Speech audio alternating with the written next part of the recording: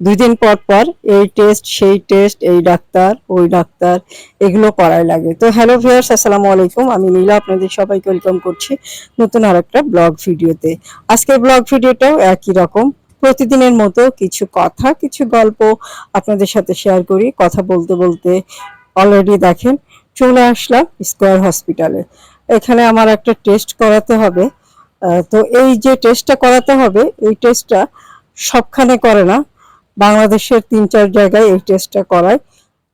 টেস্টটা একটু এক্সপেন্সিভ, যার কারণে সব জায়গায় পাওয়া যায় না। পাওয়া যায় স্কয়ার, এভার কেয়ার এবং পাওয়া যায় হচ্ছে ধানমন্ডি ইউনাইটেডে, আর পাওয়া যায় শ্যামলীতে এক জায়গায়। হ্যাঁ, তো এক্সপেন্সিভ এই কারণে বলছিলাম, এটা ছিল স্পাইরোমেট্রি উইথ রিভার্সিবিলিটি অ্যান্ড ডিএলসিওর টেস্ট, যার কারণে এটা ফুসফুসের একটা টেস্ট।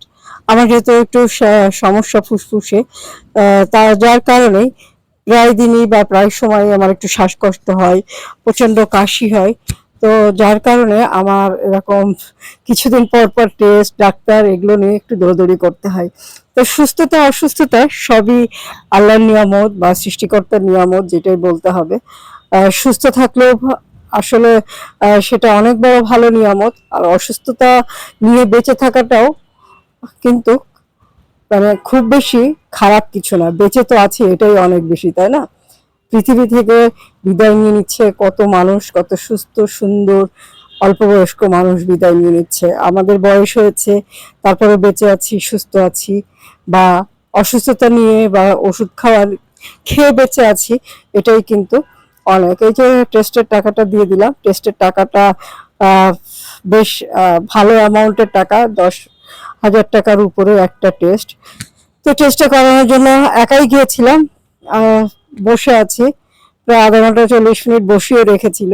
সেখান থেকে বাসায় আসলাম, বাসায় এসে আবার এই যে রান্না বান্না করলাম। জীবনটা আসলে চলমান একটা প্রক্রিয়া।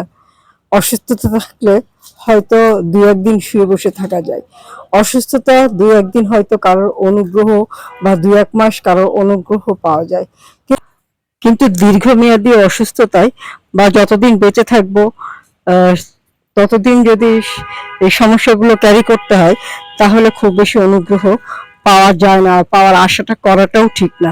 যারা করে তারা আসলে বোকামি করে। নিজেকে এমনভাবে স্ট্রং করা উচিত যে যে কোনো সমস্যায় ধৈর্য ধরে জীবন পার করাটাই একটা বড় বিষয়, বা ধৈর্য ধরে পার করাটাই কিন্তু আমাদের একান্ত কাজ বা একান্ত উচিত, এটা আমি মনে করি। দেখেন, সকালে অফিস করলাম, অফিস থেকে 4:45 বের হলাম, বের হয়ে হসপিটালে গেলাম, সেখান থেকে 8টার সময় বাসায় আসলাম। বাসায় এসে একটু বসে রেস্ট করে নিয়ে রাতে খেতে হবে, ভাতটাও বসিয়ে দিলাম, দিয়ে এখন মাছটা রান্না করছি। তারপরে আবার 1 ঘন্টা আধা ঘন্টা 40 মিনিটের একটা লাইভও করেছি বসে বসে। আজকে আর রেডি হয়ে বা সাজুগুজি করে একদম ফিটফাট হয়ে করা হয়নি, বা সব দিন ফিটফাট হয়ে করাও হয় না। মাঝে মাঝে একদম শুধু প্রোডাক্ট গুলো দেখানো হয়, সেভাবে লাইভ করি। তবে হ্যাঁ, কিছু ভিডিও কিন্তু আমার কাছে থেকেই যায়। এই ভিডিওগুলো আপনারা পাবেন চমৎকার সুন্দর কিছু শাড়ি, রোগ ব্যাধি, অসুখ বিসুখ, সমস্যা, পারিবারিক সমস্যা, পারিবারিক অশান্তি, মানসিক অশান্তি, শারীরিক, মানে সবকিছু জীবনের অংশ, সবকিছুই থাকবে। তবে তার ভিতর দিয়েও মাঝে মাঝে সময় সুযোগ পেলে সুন্দর একটা শাড়ি পরতে হবে। বাঁচতে হবে নিজের জন্য, পরিবারের জন্য বাঁচতে হবে, ভালো থাকতে হবে। আর ভালো থাকাটা একান্ত নিজের কাছে। নিজে সবকিছুর পরে যদি একটু ভালো থাকা না যায়, তাহলে এই জীবনটা খুব বেশি মূল্য আছে বলে আমি মনে করি না। তাই ভালো কিছু শাড়ি পেতে গেলে অদ্রি ফ্যাশন অ্যান্ড লাইফস্টাইলের পেজের সাথে থাকতে হবে।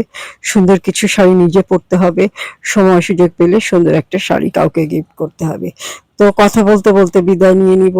ভালো থাকবেন, সুস্থ থাকবেন, সুস্থ সুন্দর থেকে একটা সুন্দর শাড়ি পরবেন। আল্লাহ হাফিজ।